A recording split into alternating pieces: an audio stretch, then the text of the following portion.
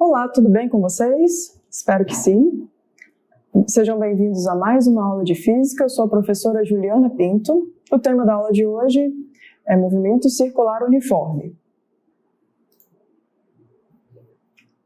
Bom, nós começaremos fazendo uma breve revisão, de alguns pré-requisitos, que são MRU e algumas características das circunferências. Vamos estudar as propriedades do movimento circular, alguns parâmetros importantes, período e frequência, velocidade angular, velocidade tangencial, e aplicar esse movimento circular a engrenagens acopladas por correia ou encostadas umas nas outras, e a engrenagens concêntricas. Por fim, veremos o conceito de aceleração centrípeta. Bom, vamos aos nossos pré-requisitos. Você deve lembrar do que é um movimento retilíneo uniforme, É aquele movimento em que, em intervalos de tempos iguais, eu tenho deslocamentos iguais, A cada 1 segundo, 6 metros são avançados, A equação para esse movimento é ΔS sobre ΔT, para qualquer movimento em linha reta e velocidade constante, Estou fazendo essa revisão aqui porque o nosso movimento tem velocidade constante em módulo, então a gente vai usar isso aí, tá? Essa definição de velocidade constante. Características de uma circunferência. Toda circunferência ela vai ter um raio, que é do centro até a borda da circunferência, e um diâmetro, que equivale a 2 vezes o valor do raio.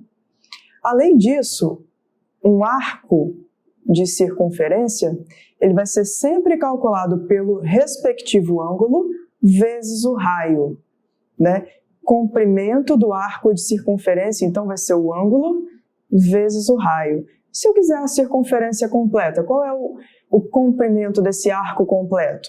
Vai ser o ângulo completo. Qual é o ângulo completo? 2π. Importante lembrar que este ângulo ele tem que estar em radianos. Radianos. O que é isso, professora? Radianos é uma das unidades de medida para ângulos. Você pode medir em graus ou em radianos, E como é que eu faço para converter? 2π radianos equivale a 360, uma volta completa. 1π é metade de uma circunferência, 180 graus. Então você pode usar uma dessas duas relações, por exemplo, para fazer a conversão por uma regra de 3. Então, este ângulo sempre tem que estar em radianos, tá? Então, o comprimento total de uma circunferência vai ser o ângulo total, 360, só que em radianos, ou seja, 2π, vezes o raio, certo? O estudo do movimento circular vai nos proporcionar o entendimento, pelo menos um pouquinho, de como funcionam os motores por engrenagem e por roldanas. Além disso, os movimentos de satélites. A gente sabe que o movimento planetário ele é formado por uma elipse, não é necessariamente um círculo, O movimento é elíptico.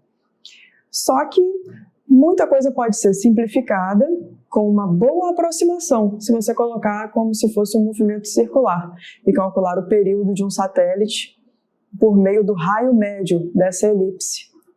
Você sabe que a elipse ela é um pouco mais achatada que uma circunferência, você pode pegar um raio médio, A média aritmética, por exemplo, entre o maior raio possível e o menor raio possível, de distância em um dos focos dessa elipse. Bom, período e frequência são os primeiros parâmetros, os mais simples, do movimento circular. O período é o tempo em segundos no sistema internacional necessário para que um objeto em movimento circular conclua uma volta. Uma volta. Então, o período, tempo em segundos para uma volta. Já a frequência, ela é o inverso do período. Então, se o período é tempo para uma volta completa, o inverso disso vai ser o quê? Voltas para um tempo completo. voltas em 1 segundo. Isso é frequência. Então, a definição está aí para vocês. Frequência é definida como número de voltas realizadas por um objeto em movimento circular em 1 segundo.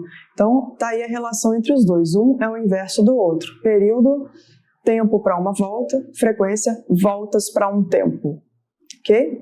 Está aí uma tabela para vocês sobre o movimento de translação da Terra e alguns períodos, né? Interessantes para a gente. Movimento de translação da Terra, 365 dias. Rotação da Terra, 24 horas. Volta completa do ponteiro das horas. Muito utilizado, né, em questões. Calcule o período do ponteiro das horas. 12 horas. Volta completa do ponteiro dos minutos, 1 hora. Volta completa do ponteiro 2 segundos, 1 minuto. Então, se a gente fosse calcular, por exemplo, esta frequência aqui, quantas voltas ou quanta porção de voltas se dá em 1 segundo completo? O ponteiro 2 segundos de um relógio vai ser 1 sobre 60 segundos, 1 minuto e 60 segundos. Esse 1 sobre 60 vai me dar uma dízima periódica de 0,16666, né? Hertz. Então, em 1 segundo, ele percorre esta fração aí de volta, tá? Vamos fazer um exercício só para fixar. Um objeto executa um movimento circular uniforme com frequência de 3.600 RPM. Como assim? RPM? Não ouvi isso ainda. Calma aí, vou falar para vocês. Sendo assim, determine a quantidade de rotações executadas por segundo, o tempo necessário para a execução de uma volta completa. Gente, RPM significa rotações por minuto. Rotações por minuto. Então, em 1 minuto, quantas rotações? Ou seja, isso é uma unidade de medida para quê? É o mesmo que Hertz, só que Hertz é para segundos, né? Hertz são rotações por segundo. Sinônimo de Hertz é rotações por segundo, tá? RPM é por minuto, então é uma unidade de medida para frequência. O que ele está te dando aí, esses 3.600, é a frequência do seu movimento. Na letra A, nós queremos a quantidade de rotações executadas por segundo. É uma conversão que ele está pedindo na letra A. Se você sabe por minuto, para encontrar por segundos, a gente vai fazer uma regra de 3. São 3.600 rotações em 1 minuto. 1 minuto são quantos segundos? 60. São 60 segundos. Em 1 segundo, então, terá x. Então, vai ser 60x, multiplicando em cruz aqui, 3.600. Divide por 10 todo mundo, corta o 0. Passo 6 dividindo 36. Você vai chegar aqui a 60 rotações em 1 segundo. Então, na letra B, ele quer o tempo necessário para a execução de uma volta completa. Esse tempo necessário para a execução de uma volta completa equivale ao quê? É o período, né? E período é o inverso da frequência. Então, se eu fizer 1 sobre 60 rotações, 1 sobre 60, eu vou chegar naquela mesma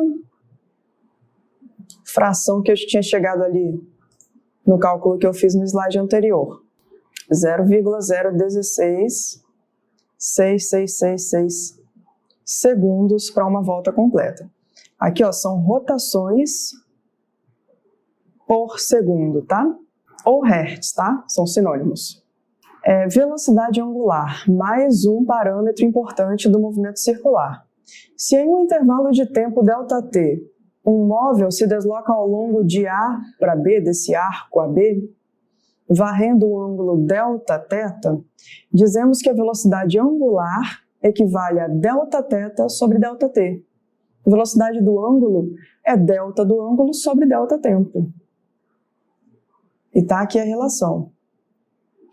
Agora, No caso de um ângulo completo de circunferência, qual que é o ângulo completo? 360 graus. 2π, né? Então, no ângulo completo de 2π radianos, então o nosso ômega, esse W, aí na verdade a gente chama ele de ômega, é uma letrinha grega, né? Então o nosso ômega vai ficar ângulo completo sobre tempo completo para uma circunferência, para uma volta. Então vai ser 2π sobre período. Unidade de medida para isso aqui. O ângulo está em radianos, e período está em segundos. Exemplo prático, só para a gente fixar então esse conceito. O tronco vertical de um eucalipto é cortado rente ao solo e cai em 5 segundos, num terreno plano e horizontal, sem se desligar por completo de sua base. Então ele vai tombar para o lado 90 graus. A velocidade angular média do tronco durante a queda será. Queremos então o valor de ômega. E nós sabemos que o ômega, ele é ângulo sobre tempo. No caso da volta completa, 2π sobre período. Quem é o nosso ângulo? O ângulo tem que ser em radianos, tá, gente? Tem que ser. Quem é o nosso ângulo de 90 graus? Se ele estiver vertical,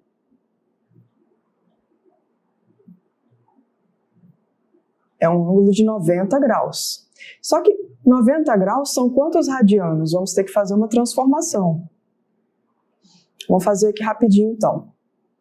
Sabemos que 2π é 360 ou π são 180 graus.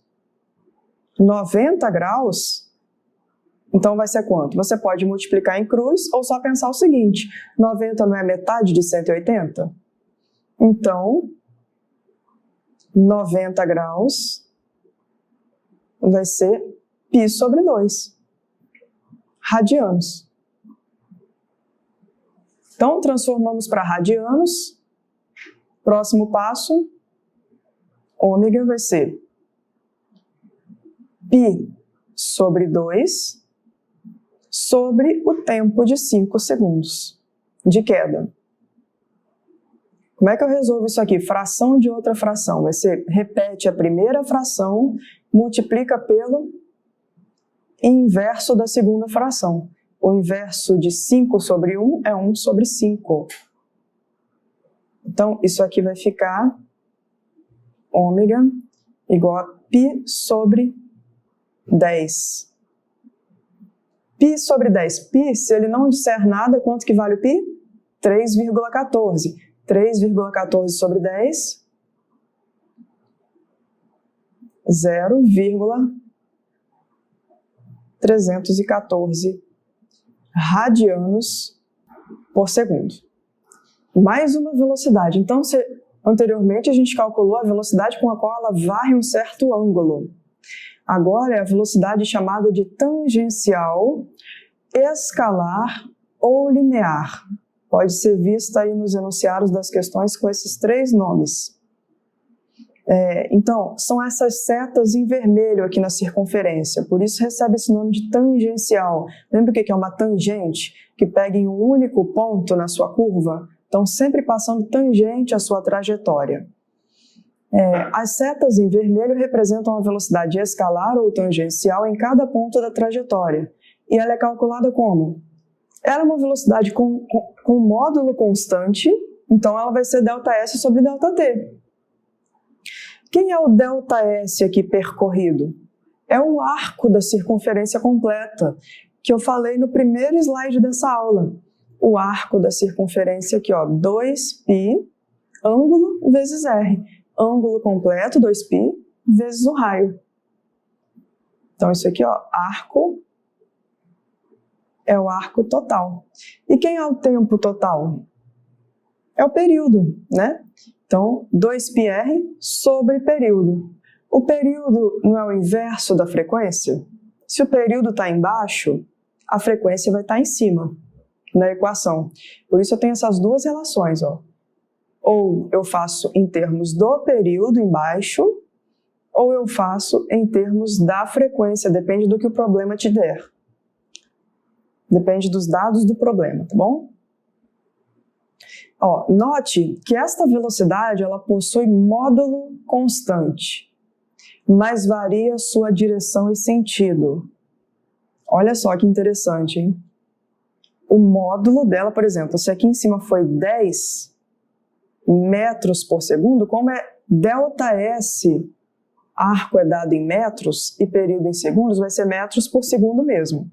Angular, radianos por segundo. Tangencial, metros por segundo. Então, se aqui em cima eu marquei 10, aqui embaixo serão os mesmos 10 metros por segundo. Só que ela tem uma variação de direção e sentido, tá vendo? Ao longo de toda a trajetória ela muda direção e sentido.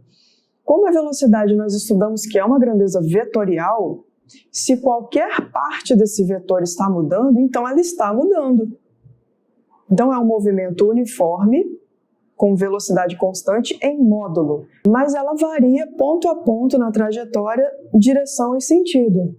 Então, como a velocidade é um vetor, se esse vetor muda direção e sentido, esse vetor está mudando. Se esse vetor velocidade está mudando, significa que eu tenho uma aceleração nesse sistema. É a aceleração centrípeta, que nós vamos calcular mais à frente nesta aula ainda, tá? Então, recapitulando o que nós vimos até aqui. Velocidade tangencial, aquela tangente em cada ponto na trajetória, muda direção e sentido, mas mantém módulo constante. Ela é ΔS, 2πr da circunferência completa, sobre período, tempo completo. Velocidade angular, velocidade com a qual varre certo ângulo, vai ser ângulo total, 2π, sobre período, tempo total. Se eu juntar essas duas informações, eu percebo o seguinte: 2π sobre período é ângulo sobre tempo. Ou seja, esta mesma informação que está aqui embaixo. Então eu posso, no lugar de 2π sobre período, colocar ômega e chegar nessa terceira relação aqui. É uma relação que une as duas velocidades. Elas estão unidas, então, pelo raio, né? Velocidade é igual a ômega vezes o raio da trajetória. Então, vamos exercitar? Exemplo. Um satélite artificial descreve uma órbita circular a 1.600 km da superfície da Terra, efetuando uma revolução a cada 2 horas. Ou seja, 2 horas vai ser o período dele. Determine o módulo da velocidade do satélite, sabendo que o raio da Terra é 6.400 km. Então, queremos a velocidade. Velocidade é o quê? ΔS sobre ΔT. Quem é o ΔS mesmo de uma circunferência? O arco completo, 2π vezes o raio, sobre o tempo total. O tempo total foi dado, 2 horas. Ele está pedindo em quilômetros por hora. Aqui, ó, na resposta. Então, eu vou deixar tudo em quilômetros e horas mesmo. Até porque as magnitudes envolvidas são muito grandes. Quem é o raio dessa trajetória dele? Eu vou ter que somar com o raio da Terra, tá? Então, vamos fazer primeiro aqui o cálculo do raio da órbita.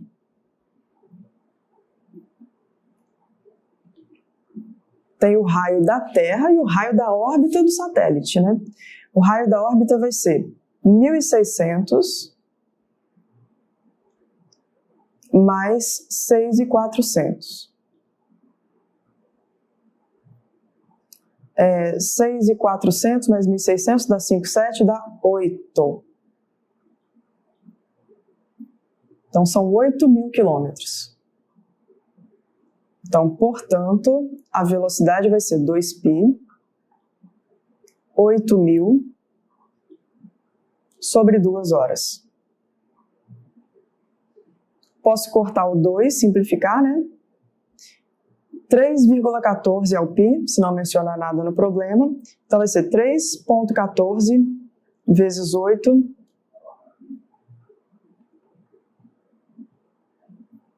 que vai dar 25 e 120 quilômetros por hora. –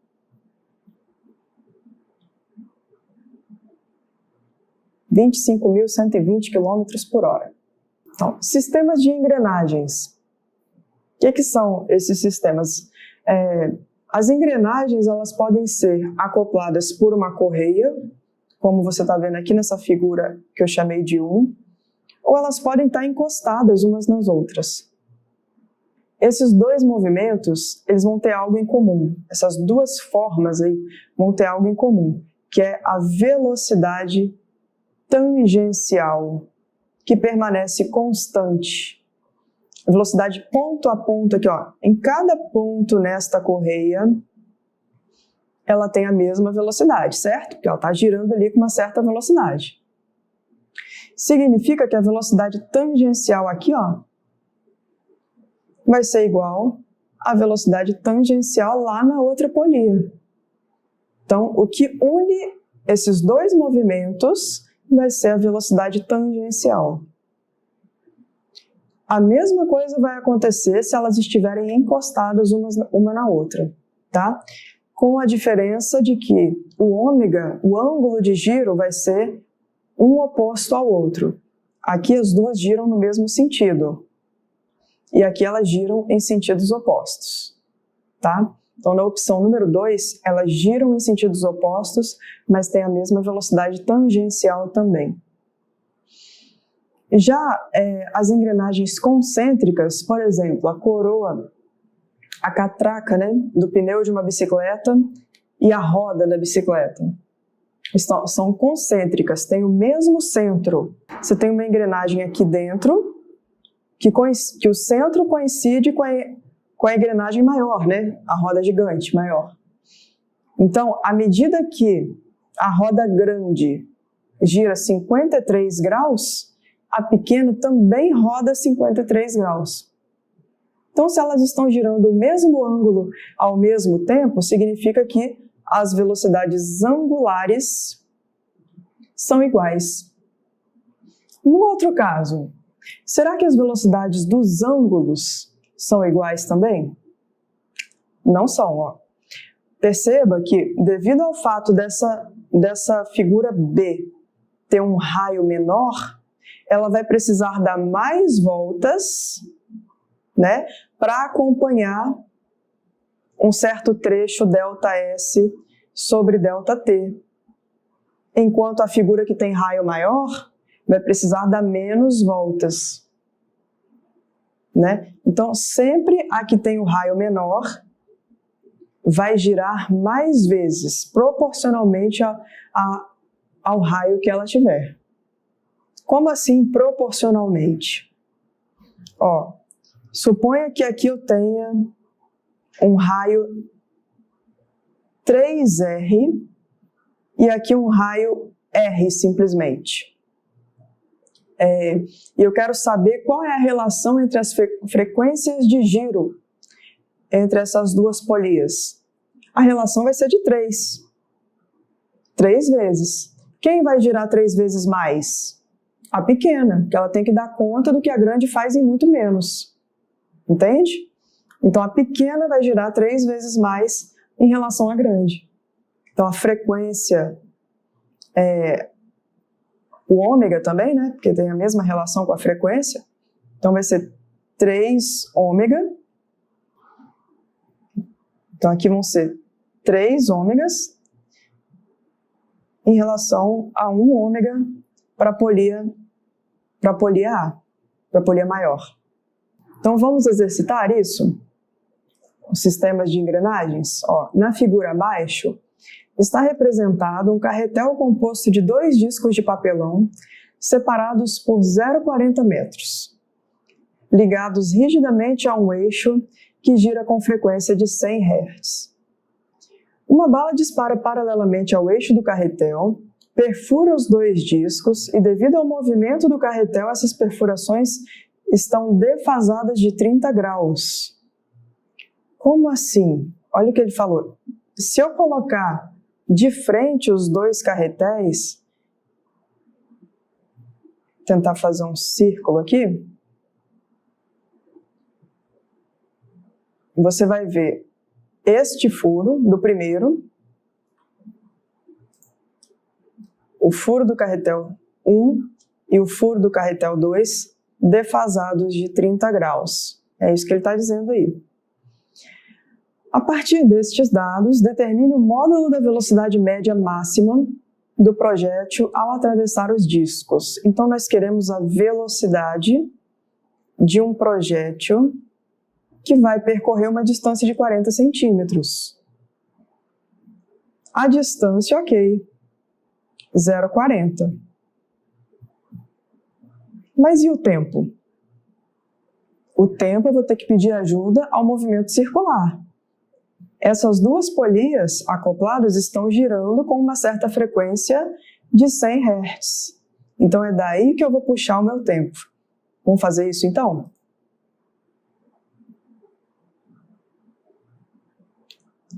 Cálculo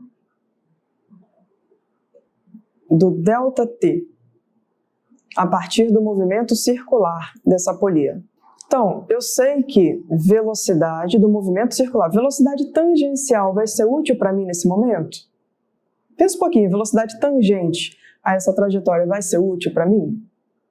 Acho que não, né? Ele está falando de ângulo. Então, acho que a velocidade ômega, a velocidade do ângulo, é que vai ser mais útil para mim. Vai se fazendo esses questionamentos ao longo da sua prova, né? Então, aí você escreve a relação para o ômega, que é 2π, sobre período, ou 2πf. 2πf, né? Frequência foi fornecida, a F foi fornecida de 100 Hz. Então, eu já consigo encontrar a velocidade angular. E foi fornecido também o ângulo que girou enquanto a bala percorria os 40 centímetros. Ou seja, o ângulo de 30 graus. Então, eu vou calcular o ômega por meio dos 100 Hz, depois calcular o ômega novamente por meio de delta, essa outra relação aqui, ó, que nós utilizamos alguns slides passados, delta θ sobre delta t. E é aqui que está o meu delta t. Captou? Então, ó, nós vamos primeiro calcular o ômega aqui. Depois que encontrar o valor de ômega, nós vamos substituir aqui dentro e encontrar o ΔT. Isso vai ficar então, ó, logo ômega é 2π f, ou seja, ômega é 2π vezes 100, ômega é igual a 200π radianos por segundo. Como eu não estou achando ainda a resposta final, vou deixar o π ali, não está me atrapalhando. Então, encontrei o ômega, próximo passo, vou substituir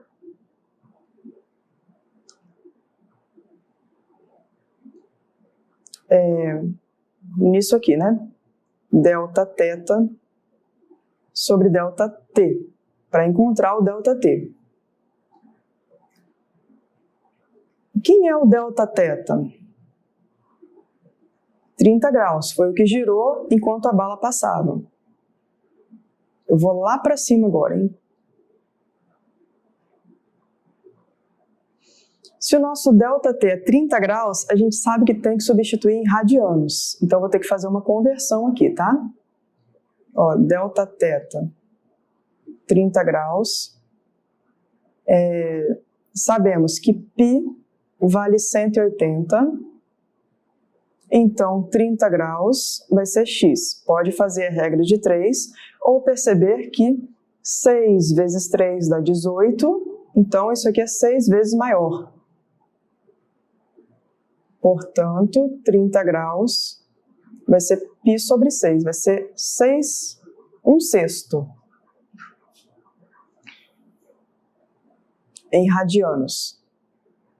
O ômega que nós já calculamos deu 2π. 2π é delta θ sobre delta t.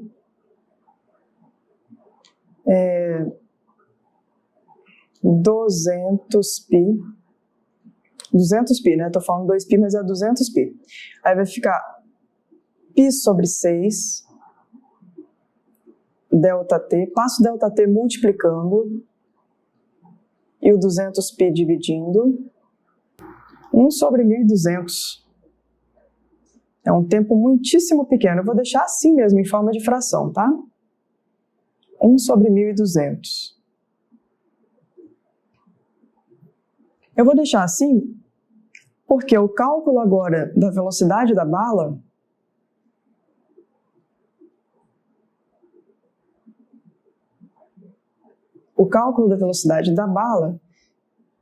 é ΔS de 40 centímetros sobre este ΔT que eu acabei de encontrar.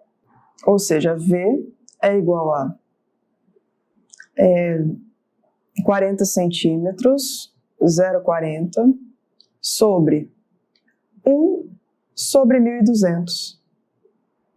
Repete a primeira fração, multiplica pelo inverso de 1 sobre 1.200, o 1.200 passa para cima multiplicando 0,4. E isso vai dar isso aqui, ó. Vamos fazer direitinho, né? Para vocês verem o passo a passo. Então isso vai ficar assim.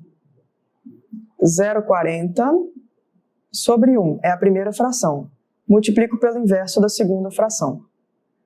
Velocidade vai dar 480 metros por segundo. Então, vamos adiante? Aceleração centrípeta. Como eu falei com vocês, esse movimento ele varia sua velocidade tangencial, mas varia apenas direção e sentido. Isso já é suficiente para que nós tenhamos uma aceleração, que é a grandeza física que altera a velocidade. Tá? A aceleração centrípeta é uma propriedade presente nos corpos que descrevem o movimento circular e trata-se de uma grandeza vetorial que aponta para o centro da trajetória. Além disso, seu movimento é diretamente proporcional ao quadrado da velocidade e inversamente proporcional ao raio da curva. Então, ao quadrado da velocidade tangencial inversamente proporcional ao raio da curva. Então, no movimento circular uniforme, a aceleração é sempre perpendicular à velocidade. Vocês se lembram que lá nos nossos movimentos oblíquo, lançamento horizontal, aulas que gravamos anteriormente para vocês, eu fiz um estudo de como que a velocidade se comporta em relação à aceleração? Lembra também que somente a parcela da velocidade que estiver na mesma direção da aceleração que vai ser alterada por esta aceleração? Se a sua aceleração, no movimento circular, se a sua aceleração aponta para o centro da trajetória, significa que ela é perpendicular à velocidade tangencial. Ou seja, não existe porção nenhuma dessa velocidade que está na mesma direção, que esteja na mesma direção da aceleração. É por isso que a aceleração não interfere no módulo da velocidade, apenas na direção e sentido. Como assim não tem parcela nenhuma da velocidade que esteja na mesma direção?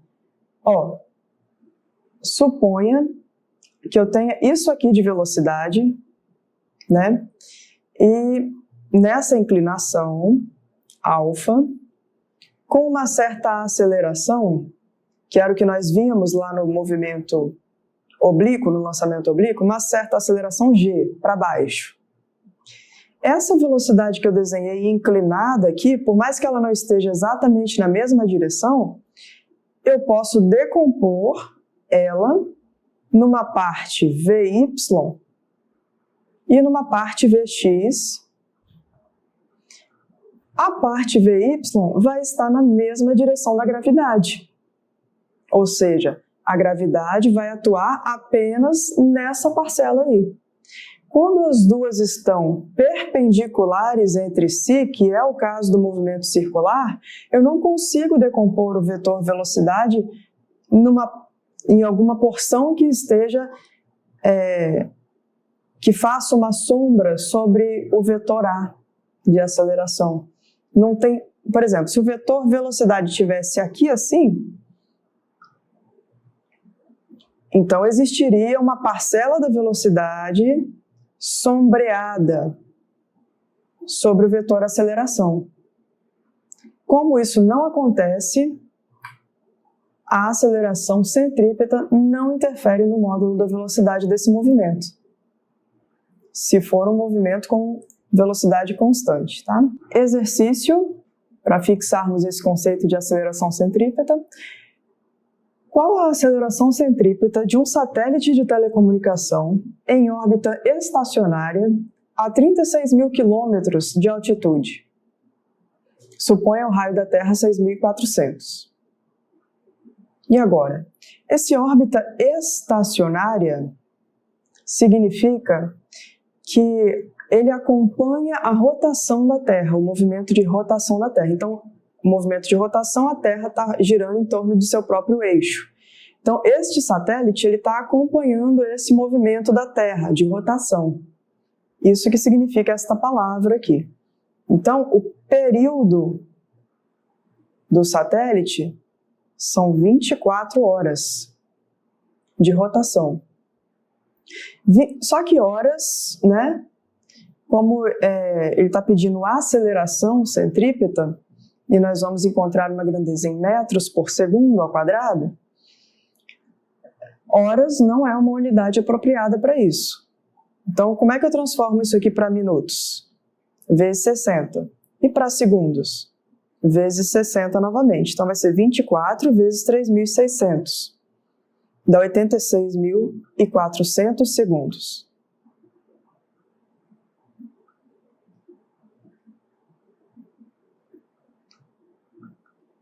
O raio da órbita vão ser 36.000 mais 6.400, está dando 42.400 quilômetros. Como é que eu transformo de quilômetros para metros? Quilo, na física.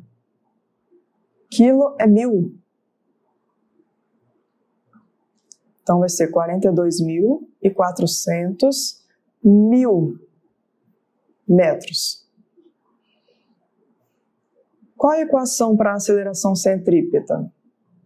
V ao quadrado sobre R. Então, V ao quadrado sobre R. Só que V, velocidade é ΔS. Quem é o ΔS da circunferência? 2π vezes R. Então, aqui dentro, ó, tem 2π vezes R sobre período. Isso aí tudo está ao quadrado. Então, eu vou calcular assim logo, olha.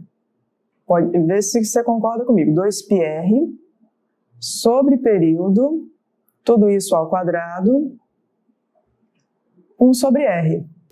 Então, aceleração centrípeta igual a 2π, 42.400,